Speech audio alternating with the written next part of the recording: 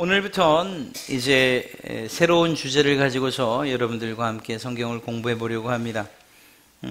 조직 신학이라고 하여 성경을 신학적으로 또 여러 분야로 나눠서 공부하는 그러한 신학의 과정이 있습니다. 그 가운데에 한 가지인 바로 교회론에 관한 이야기를 오늘부터 좀 해보려고 합니다. 교회란 무엇인가를 생각하는 것은 우리가 이 세상에서 교회의 공동체원으로서 속한 자들로서 교회를 통해서 어떤 유익을 누릴 수 있고 또 어떤 복을 받고 뿐만 아니라 교회 안에서 성도들이 마땅히 해야 할 일들 또 그리고 그 교회를 우리에게 주신 그러한 하나님의 목적들을 좀 더 자세히 공부하고 또 그래서 그저 우리 눈에 보이는 건물로서의 교회 그리고 또 그것이 얼마나 아름답게 꾸며지고 효율적으로 사용되는가 하는 이런 문제뿐만 아니라 그보다 더 깊은 의미에서의 교회가 우리에게 왜 필요하고 어떤 의미를 갖고 있고 또 그 교회를 통해서 우리는 무엇을 알고 배우고 또 얻을 수 있는가 하는 것들을 좀 살펴보려고 합니다. 좀 긴 시간이 될 수도 있지만 그러나 여러분들이 참여하시면 그러면 이 교회에 대한 그러한 우리 생각들을 잘 정립하고 바른 교회관을 갖게 되리라 믿습니다. 교회란 무엇인가라는 그러한 질문에 대해서 이전에 있던 교회, 특별히 로마 카톨릭은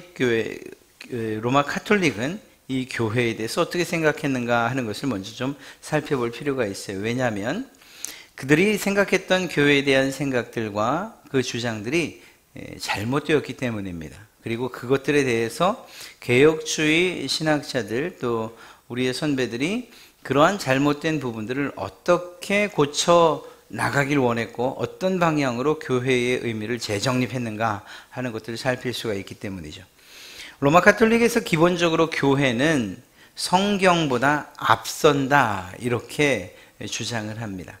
그러니까 교회의 권위를 성경의 권위 위에다 둔 것입니다. 이상하죠? 성경이라고 하면 그것은 하나님의 말씀인데 하나님의 말씀보다 교회의 권위를 위에 둔 거예요. 아니 그럴 수 있죠. 교회는 예수님의 몸이라고 얘기했는데 그 예수님 생각대로 움직여져가는 그러니까 괜찮은 것 아닙니까? 아니에요. 그것이 아니고 이 로마 카톨릭에서의 교회는 그 교회를 대표하는 이가 예수 그리스도라고 말하지만 실제적으로는 교황이었습니다. 교황. 그러니까 이 교황의 권위 아래에 하나님의 말씀을 둔 거예요. 그렇기 때문에 매우 잘못된 것이라고 말할 수 있는 것입니다. 또한 그들은 말하기를 교회는 모든 초자연적인 은사들을 수여해 준다. 여기에서 주는 곳이다 라고 말하지 않고 주는 자들이다 라고 이야기한 것도 역시 교황을 염두에 두고 있는 그러한 주장이기 때문입니다. 또한 그리스도가 우리를 교회로 인도하는 것이 아니고 교회가 우리를 그리스도께로 인도한다 이렇게 주장을 하고 있습니다. 바꿔 이야기하면 교황 및 사제들이 우리를 그리스도께로 인도한다 이렇게 이야기하는 것이죠. 그렇지 않습니다. 우리의 구원 그리고 정말 우리가 하나님의 백성됨은 예수 그리스도께서 우리를 교회로 또 교회 공동체원으로 삼으셨기 때문에 가능한 그러한 일들이라는 것이죠. 그런 면에서 개혁주의 신학자들 또 우리의 선배들은 무엇이라고 이야기하는가? 교회는 그리스도와 그리스도 안에 있는 구원의 복에 참여하는 자들로 구성되어 있다 이렇게 이야기를 합니다. 그러니까 예수 그리스도가 없이 교회 공동체를 이야기할 수 없는 것이고요. 그리고 그리스도 안에서도 구원의 복에 참여하는 사람, 구원받은 자들로 구성되어 있다는 사실을 이야기하고 있어요. 이것은 매우 중요한 이야기입니다. 왜 그런가 하면 이 로마 카톨릭에서의 교회의 일원이 된다는 것은 이미 구원받았다는 것을 확증하는 그런 표로서 생각했기 때문입니다. 그러니까 교회는 그렇지 않아요. 잠시 후 다시 한번 또 살펴보죠.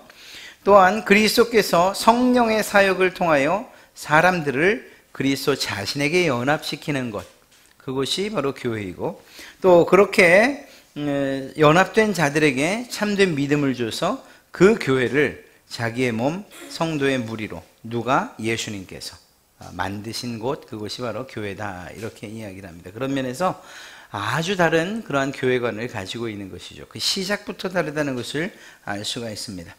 우리는 흔히 생각할 때 교회는 무엇입니까? 그러면 예배를 드리는 공간, 건물, 또는 교육이나 교제, 봉사, 선교, 이런 것들을 위해서 사용하는 어떤 장소를 교회라고 생각하기 쉽습니다. 우리가 흔히 사용했기 때문에 아니라고는 말할 수 없지만, 그러나 정확한 뜻은 아닙니다. 오히려 이야기할 땐 교회, 당, 예배, 당, 혹은 건물이라고 이야기하는 것이 옳습니다. 그런 면에서 정확한 교회의 의미는 아니고요. 더 정확하게 말하면 교회는 예수님을 믿는 신자들의 공동체다, 이렇게 이야기하는 것이 옳습니다. 또 한 가지는 교회와 세상이 구분되어진다는 사실들을 좀 기억하셔야 됩니다. 그래서 성도를 이야기할 때 성도는 세상에 있지만 세상에 속하지 않은 사람들이라고 이러한 표현을 쓰는데요. 이때 세상이란 무엇일까요? 첫째는 불신자를 포함한 전체로서의 세상을 죄송합니다. 이야기합니다. 우주, 지구, 땅, 인류. 그런데 믿지 않는 사람들. 그래서 성도란 무엇인가? 성도란 어떤 사람들인가? 이렇게 믿지 않는 세상 사람들 가운데에, 그 가운데에서 살지만, 그러나 그 세상에 속하지 않은, 누구에게 속한? 하나님에게 속한, 하나님 나라에 속한 사람들이라는 의미로서 성도의 의미를 우리는 확인할 수 있고, 그 성도들이 모여있는 곳, 공동체를 바로 교회라고 한다는 것입니다. 성경에는 교회를 지칭하는 또 다른 표현들이 여럿 있는데, 그 가운데 첫째는 그리스도의 몸이라는 표현을 씁니다. 그리스도의 몸. 예수 그리스도의 몸으로서의 교회. 그럼 예수님은 무엇이 될까요? 교회의 머리가 되신다, 이렇게 이야기하죠. 지역교회와 보편교회를 포함하는, 이건 좀 잠시 후에 다시 한번 살펴보겠습니다. 지역교회와 보편교회를 포함하는 교회의 통일성을 강조하는 그런 의미예요. 교회 안에 하나됨, 연합, 그리스도와의 생명의 관계를 맺고 있다는 사실을 강조할 때 그리스도의 몸이라고 이야기합니다. 몸의 특징이 그런 거잖아요. 팔 따로, 다리 따로, 눈, 코, 양쪽 눈알 서로 따로 노는 그러한 몸은 없죠. 모든 것이 하나의 목적에 맞게 아픈 것이든 기쁜 것이든 함께 기뻐하고 함께 아파하고 하는 이런 것이 몸의 특징이지 않습니까?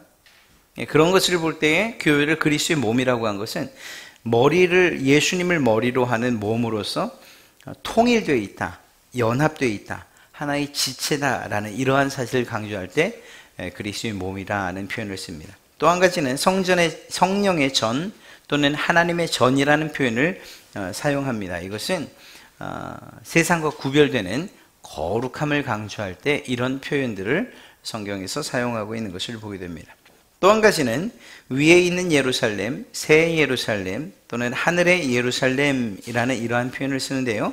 구약에 있어서의 예루살렘이라는 그 의미는 하나님과의 만남, 하나님의 임재하심, 이러한 장소를 의미하고 있거든요. 그런 면에서 볼 때에 하나님의 처소로서 하나님의 백성들이 하나님과 교류하는 장소를 의미할 때 새 예루살렘, 또 위에 있는 예루살렘, 하늘의 예루살렘이라는 이러한 표현들을 사용한다는 것이죠. 교회를 이야기할 때 진리의 기둥과 터다, 이러한 표현을 씁니다. 이것은 하나님의 나라를 대적하는 모든 적들이 있지 않습니까? 사단, 공중권세 잡은 자, 악한 영들, 이러한 모든 적들을 대항해서 진리를 지켜내고 수호하는 그러한 것임을 강조할 때에 진리의 기둥과 터라는 그러한 의미로서 교회를 이러한 표현으로서 사용하는 것을 보게 됩니다. 교회는 여러 가지 구분을 가지고서 이런 교회 저런 교회 나눌 수 있어요. 앞서 말씀드린 것처럼 교회는 그리스도와 그리스도 안에 있는 구원의 복에 참여한 자들로 구성된 곳, 또 성령의 사역을 통해서 사람들을 예수님께서 자기 자신에게 연합시키시고 또 그들에게 참된 믿음을 주시고 그래서 그 교회를 자기의 몸 또 성도의 무리로 삼으신 곳, 이곳이 교회라고 하지만 그러나 그것은 큰 그리고 이제 핵심적인 의미라고 한다면 교회를 좀 구분해 볼 필요도 있죠. 왜냐하면 이런 표현들을 우리가 알고 있으면 지금 내가 어떤 교회에 속해 있구나 하는 것들을 좀 더 쉽게 알 수 있기 때문입니다. 시간적으로 구분을 해보면 예수 그리스도의 탄생을 기준으로 해서 예수님 이전의 교회와 예수님 태어나신 이후의 교회로 이야기할 수 있습니다. 성경을 예수님의 탄생을 기점으로 나눌 때 앞부분을 구약 성경, 뒷부분을 신약 성경이라고 말하죠. 그래서 그런 의미에서 구약 교회, 신약 교회 이렇게 구분할 수가 있습니다. 이때에 이 구약 교회는 카할이라는 그러한 단어로 사용되고 또 하나는 에다라는 그러한 단어를 가지고서 사용됩니다. 그 의미는 카할의 의미는 부르다는 그러한 의미예요. 또 에다라는 그 의미는 지정된 어떤 장소에 모인다는 의미를 가지고 있습니다. 특별히 에다라고 할 때에는 약속된 그 약속에 따라서 지정된 장소에 모이는 것을 이 에다라는 단어 안에 포함되어 있는 그러한 의미거든요. 이러한 의미로서 교회가 사용되어지고 있습니다. 모임이.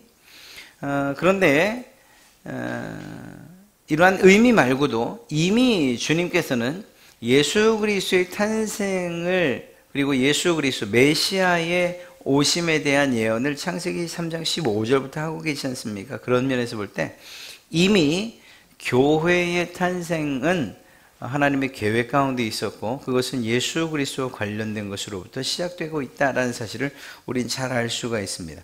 예수님이 오신 것이 예고되고 그것이 점점 구체화되어 가는 거죠.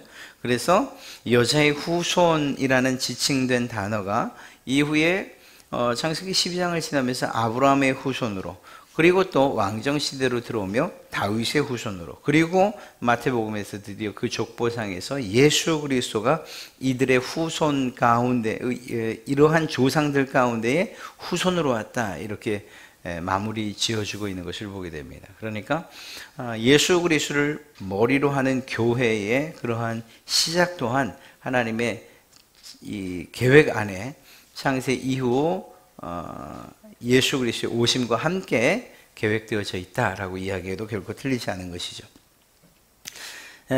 구체적으로는 광야의 40년 생활 가운데에서 성막, 하나님께서 모세에게 말씀하셔서 성막에 설계도를 주시고 그곳에서 하나님을 예배하고 그곳에서 내가 너희를 만나겠다, 이러한 여러 가지 지침들을 주셨죠. 그 성막이 바로 교회의 원형이라고도 할 수 있습니다. 그리고 그 성막은 이제 40년의 광야 생활을 마친 이후에 가나안으로 들어가면서 이동 장소가 이동하는 그런 장막으로서가 아니라 건물로서 세워지죠. 바로 그것이 성전입니다.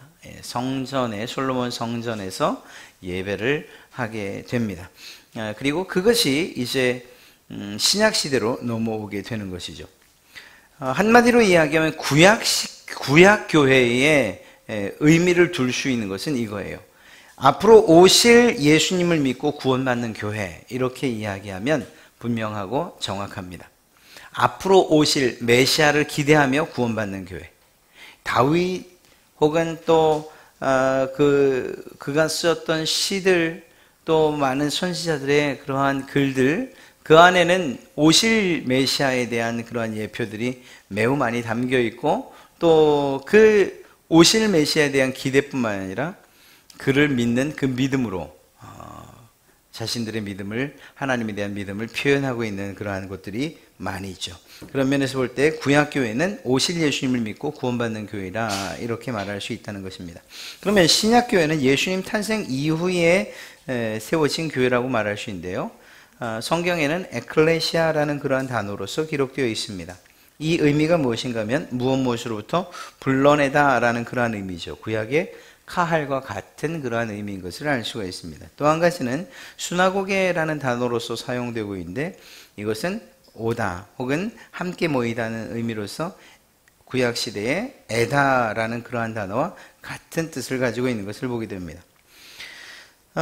그 시작은 오늘 우리가 읽었던 성경 말씀 마태복음 16장에 기록되어 있는 예수님께서 베드로에게 하셨던 말씀으로부터 시작되죠. 또 내가 내게 이르노니 너는 베드로라. 내가 이 반석 위에 내 교회를 세우리니 음부의 권세가 이기지 못하리라 라고 말씀하시는 것으로 교회가 시작되었다. 이렇게도 결코 틀리지 않습니다. 12제자, 특별히 베드로로부터 시작된 것입니다.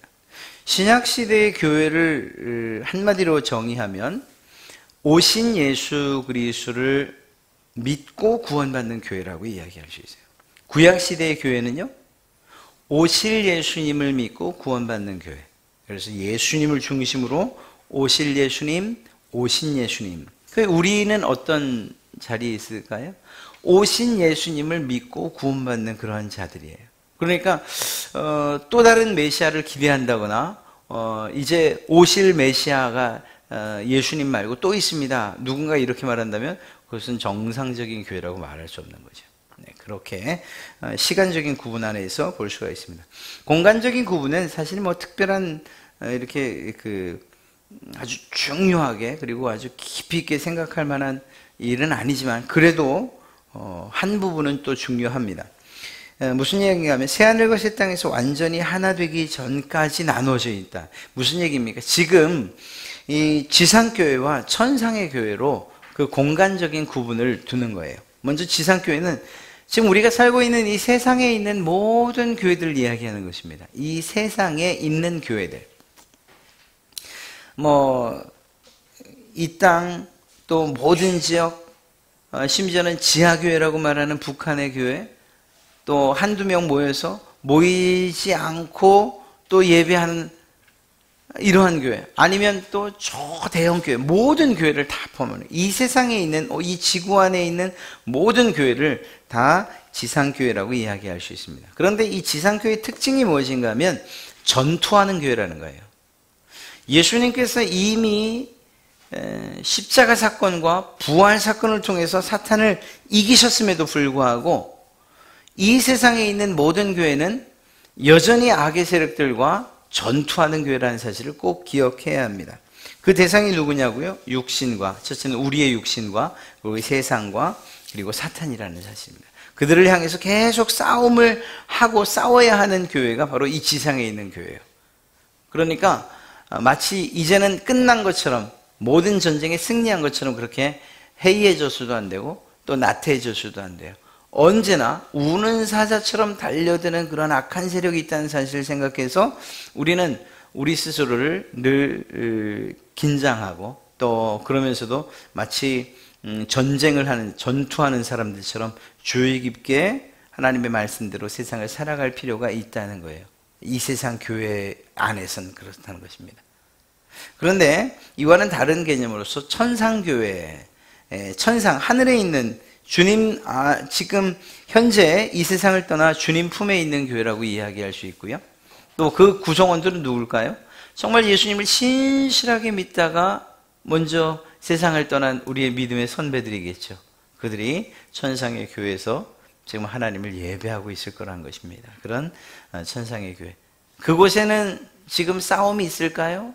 없지요. 그곳엔 싸움 자체가 없죠. 완전히 승리한 교회를 이미 맛보고 있는 거죠.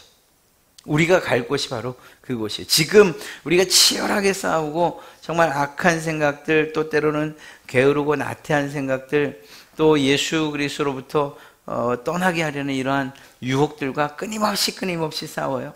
그러나 그것도 얼마 남지 않았다는 거예요. 그래서 지금까지 열심히 힘겹게 싸우셨는데 얼마 남지 않은 시간 그냥 포기하고 이거 뭐 무슨 의미가 있냐, 나한테 무슨 도움이 되냐, 그냥 될 대로 되라, 이렇게 이야기해서는 안 되는 거예요. 끝까지 우리의 믿음의 경주를 해나가야 되고 또한 선한 싸움을 싸워가야 돼요. 그때 비로소 주님께서 우리를 부르시는 그날 완전한 승리가 이제 확실히 보장되어 있는, 더 이상의 전투도 없고 악한 것들로부터 유혹도 받지 아니하는 그러한 천상교회에서 하나님과 함께 정말 천국 생활을 통하여 또 그리고 복을 누리는 그러한 때가 우리에게 마련되어 있다는 사실, 이것이 우리에게 큰 힘과 또한 소망이 될 줄로 믿습니다. 형태적으로 구분한다면 무형교회와 유형교회예요. 이건 말 그대로 보이는 교회, 보이지 않는 교회. 아니 무슨 투명한 재질로 지었습니까? 투명 인간도 아니고 그런 의미가 아니고요. 무형교회라고 하는 것은 보이지 않는 교회입니다. 지금 이미 그 무형교회, 즉 구원받은 사람들로 구성된 그러한 교회, 과거 혹은 현재, 앞으로 미래 100% 구원받은 사람들로만 구성된 교회라고 이야기할 수 있어요. 천상의 교회가 그런 교회일 수 있고요. 형태를 가지고 있지 아니한, 그러나 세상에 있는 대부분의 교회들은 이러한 무형교회라기보다는 유형의 교회라고 이야기할 수 있죠. 보이는 교회예요. 그런데 특징이, 아주 다른 특징이 한 가지 있습니다. 앞에 100%라고 하는 이 말이에요. 무슨 얘기인가 하면 무형의 교회는 완전한 교회라고도 이야기할 수 있어요. 100% 구원받은 사람들로만 구성된 그러한 교회이기 때문인 것이죠. 그런데 이 유형의 교회는 지금 우리가 다니는 이 교회, 우리가 지금 모여있는 이 공동체, 이 유형의 교회는 믿는 사람도 있지만 믿지 않는 사람도, 구원받은 사람도 있지만 구원받지 못한 사람도, 마치 양과 염소가 섞여 있는 것처럼 알곡과 가라지가 섞여 있는 것과 같은 이러한 상태라는 것입니다. 앞서 말씀드린 것처럼 로마 카톨릭이 이 부분에 있어서 매우 다른 주장을 했어요. 교회 회원으로 가입하면 구원은 자동으로 취득된다, 이렇게 주장을 했던 것입니다. 그러니까 그에게 구원의 확신 이런 건 중요하잖아요. 그냥 로마 카톨릭 교인이냐 그렇지 않느냐, 회원이 된 다음에도 삶에 있어서도 그 삶이 그 구원을 취소시키지 못해요. 그러니까 편안하게 믿는 거예요. 또 그 믿음을 가지고도 구원받을 수 있다고 믿는 거죠. 이렇듯이 교회 회원으로 가입하면 구원은 자동으로 획득된다는 그러한 로마 카톨릭과는 달리 반대의 생각을 가졌던 이들도 있습니다. 바로 제세례파인데, 이들은 100% 거듭난 신자들로만 교회는 구성되어야 된다, 또 그것이 가능하다, 이렇게 이야기를 했습니다. 이 두 가지 생각 모두 틀립니다. 세상의 유형의 교회 안에는 100% 구원받은 사람들, 100% 정말 성화된 그 모든 사람들로만 구성될 수는 없어요. 그렇죠? 그 구원이 실제적으로 확인되는 바도 아니고요. 이것은 하나님의 주권하에 있는 일이기 때문에 그것을 우리가 구분해낼 수도 없을 뿐만 아니라 우리 안에 있는 이 죄성이 완전히 구원받은 사람들, 또 거듭난 신자들로만 교회 회원들로 구성되는 이 일이 쉽지 않다는 것을 잘 알 수가 있습니다. 크기적으로 보면 보편교회와 지역교회로 이야기할 수 있는데요. 보편교회라는 것은 모든 시대, 모든 지역, 모든 기독교인의 공동체 전체를 이야기합니다. 그러니까 시대를 불문하고 보편적인, 어느 시대에나 또 어떤 지역에나 모든, 그래서 큰 의미로서 큰 덩어리를 이야기할 때 보편적 교회다, 이렇게 이야기를 합니다. 그러나 우리에게 더 중요한 것은 바로 이 지역교회에 대한 이야기인데요. 일정한 지역의 기독교인의 공동체, 바로 우리 갈릴리 교회, 그러면 시흥 3동 지역에 있는 지역교회, 이렇게 이야기할 수가 있는 것입니다. 이 지역교회에 대해서만 좀 살펴보고 마치도록 하죠. 초대교회 당시는 이 지역교회가 가정교회 형태를 띠고 있었습니다. 그 옆에 박스에 제가 성경 구절을 써뒀는데, 거기서 진한 글씨들만 보면 이렇습니다. 또 저의 집에 있는 교회에도, 집에 있었다는 얘기죠. 고린도전서 16장 19절에도 말합니다. 아굴라와 브리스가와 그 집에 있는 교회, 그 집에 있는 교회. 골로새 4장 15절에도 그 여자의 집에 있는 교회. 빌레몬서 1장 2절에도 자매 아비아와 우리와 함께 병사된 아키뽀와 내 집에 있는 교회. 이렇게 가정교회가 지역교회의 모습, 지역교회가 가정교회의 모습을 띠고 있었던 것을 알 수가 있습니다. 그런데 늘 그런 것은 아니에요. 시대가 이제 흐르면서 한 도시 안에 교회 공동체로서 자리 잡을 때도 있었어요. 그것은 고린도전서 1장 2절을 보면 또 각처에서 우리의 주 곧 그들과 우리의 주 되신 예수 그리스도의 이름을 부르는 모든 자들이라고 표현하고 있죠. 각처에서, 각처에서라고 표현되어 있는 이러한 부분들이요. 그래서 한 도시 안에 있는 좀 큰 규모의 이 교회 공동체를 이야기할 때 이렇게 이야기합니다. 고린도서 1장 1절을 보면 고린도에 있는 하나님의 교회, 아가야에 있는 모든 성도 이렇게 이야기하죠. 그러니까 고린도라는 지역 혹은 아가야라는 지역에 있는 교회를 이야기합니다. 이제는 이보다는 좀 더 큰 의미로서 도시보다 더 큰 규모의 한 지역에 있는 교회 공동체를 이야기하는데요. 사도행전 9장 31절을 보면 온 유대와 갈릴리와 사마리아 교회, 사마리아라고 하는 지역은 굉장히 넓지 않습니까? 그럼에도 불구하고 사마리아 교회, 예루살렘 교회, 유대 교회 이렇게 표현되어지는. 그래서 그 규모로 구분되어지기도 하고, 그러나 이 모든 것들은 실제적으로 지역교회라고 이야기할 수 있습니다. 이 지역교회를 통해서 성도는 신앙의 성숙과 성장이라는 유익을 얻게 됩니다. 그 부분에 있어서는 이제 좀 더 차후에 살펴보도록 하죠. 그런데 이제 우리가 지역교회를 대하는 것, 이 대하는 마음, 태도는 서로 다른 경우가 많습니다. 이런 경우에요.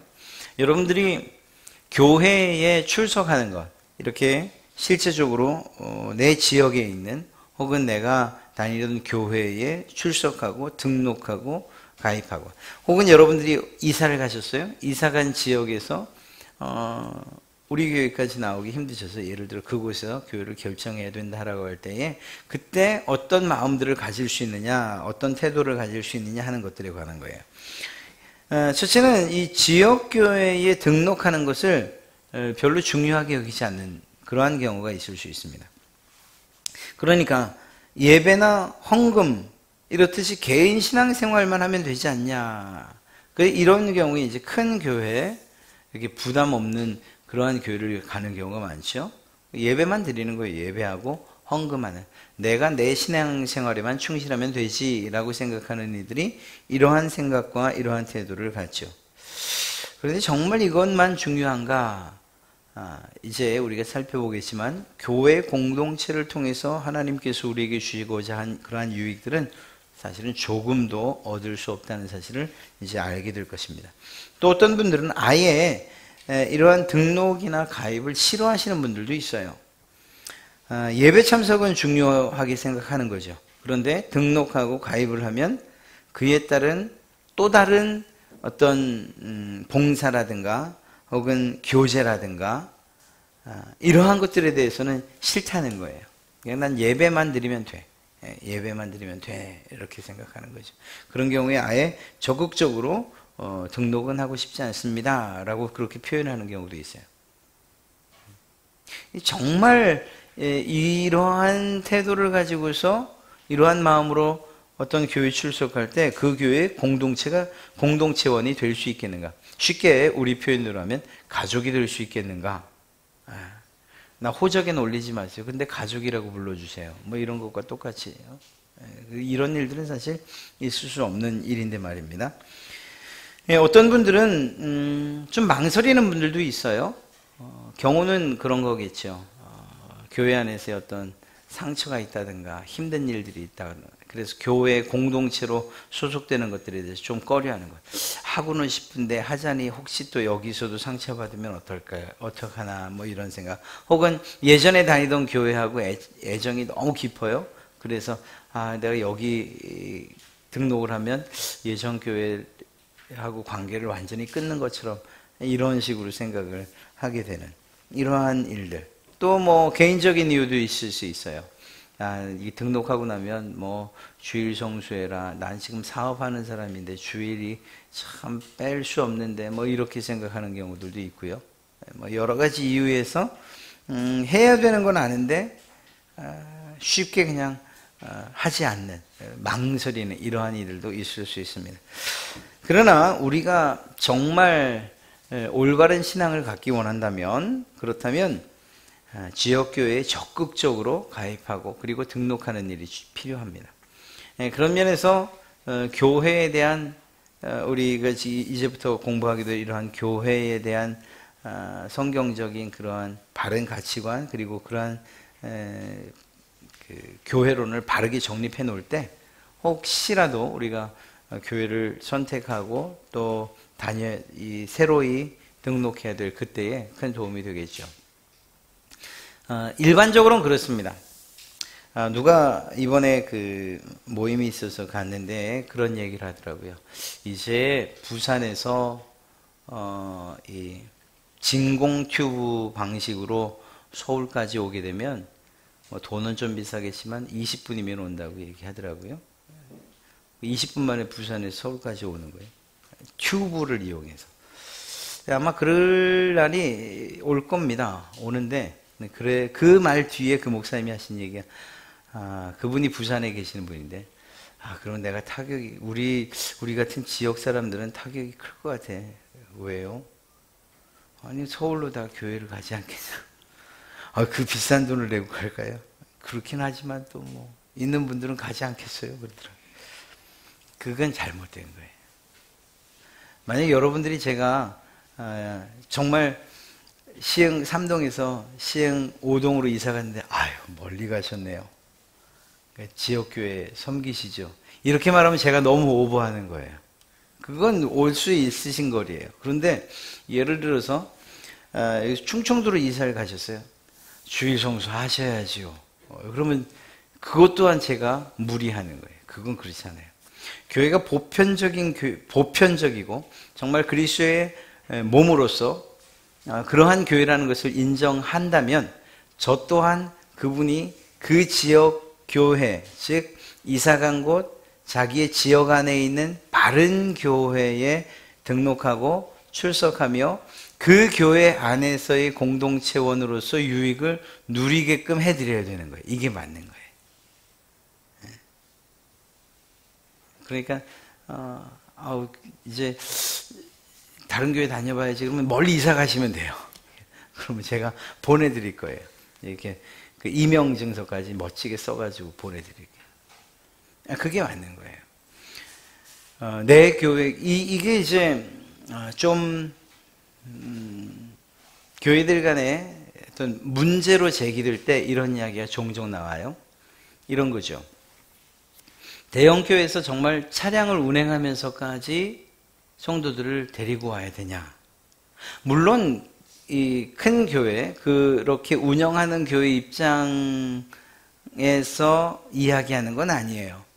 또 그 교회 성도들도, 야, 난 멀어도 난 내 교회를 가겠어, 이렇게 하시는 데야 버스를 운행하는 게, 셔틀버스를 운행하는 게 맞죠. 그런데 이제 그런 차원을 조금 벗어나서 이런 지역교회 차원에서는 그러한 것들도 좀 문제를 삼기도 합니다. 예를 들어서 거리가 뭐 한 30분, 40분 떨어져 있는 지역을 차량을 운행해서 데리고 간다. 예배는 할 수 있어요. 그러면 앞에 말씀드렸던 등록하는 것을 가볍게 여기거나 싫어하거나 망설이는 이분들이 교회 공동체에서 누리지 못하는 그 아쉬운 부분들을 30분, 40분 혹은 1시간 떨어져 있는 그분들이 온전하게 누리냐? 그게 아니라는 거예요. 실질적으로 거리가 멀어지면 마음도 멀어지고 또 이렇게 실제적으로는 참여도 뜸할 수밖에 없지 않습니까? 그런 면에서는 그것이 아니고, 오히려 바른 교회를 선택할 수만 있다면 내 집 근처에, 내가 있는 곳 가까운 곳에서 예배당을, 즉 교회를 선택하고 그곳에서 공동체원으로서, 좀 낯설긴 하겠죠. 왜 안 그렇겠어요? 그러나 그 안에서 역시 그리스도의 몸 된 교회라고 생각을 하고 보편적 교회로서, 그리고 바른 교회를 선택할 수 있다면, 그렇다면 그렇게 하는 게 옳다는 거예요. 누굴 위해서? 그 사람을 위해서. 그 사람을 위해서. 이런 생각을 가지고 있어야 정말 그냥 억지로 그냥 목사님이 나오라고 하니까 교회만 가려고 하면 벌써 왔다 갔다 하면은 한 뭐 2시간도 좋고 막 3시간도 걸리고 하는데 그런 부담감으로부터 이제 좀 자유를 하실 수가 있죠. 물론 그렇다고 해서 먼 데서 오시는 분들이 다 지역교회를 선택해서 가야 된다는 의미는 아니에요. 왜냐하면 그러한 거리를 중요시하지 않고 오히려 늘 하던 교회 공동체 안에서의 가족으로서의 의미나 또는 활동이나 이런 모든 것들을 멀매도 불구하고 거리상으로 멀매도 불구하고 그 모든 것들을 다 해내시는 분들이 또 있기 때문이죠. 그러니까 그런 분들의 열심과 열정까지도 제가 그러지 마십시오 이렇게 말할 수는 없죠. 교회가. 그러나 그런 부분들에 있어서 힘들어 하는 분들이라고 한다면 그 부분들에 있어서는 오히려 교회가 또 다른 지역교회로서의 그러한 그 교회 공동체를 선택하는 것에 대해서 막거나 혹은 아니라고 이야기해서는 안 된다는 것을 말하는 것입니다. 오늘 교회에 대한 이야기를 첫 번째로 해봤어요. 아주 간단한 이야기를 시작했고요. 이제 조금씩 좀 어려울 수도 있고 또 이걸 정말 내가 해야 되는가 이런 생각이 너무 어렵다 보면 또 그런 생각이 들 수도 있지만 그래도 좀 할 수 있는 대로 제가 편한 표현들과 그리고 쉬운 이야기들로서 이야기를 해보겠습니다. 그래서 교회에 대한 그런 생각들을 잘 정립하실 수 있는 그런 기회가 되시면 참 좋겠습니다.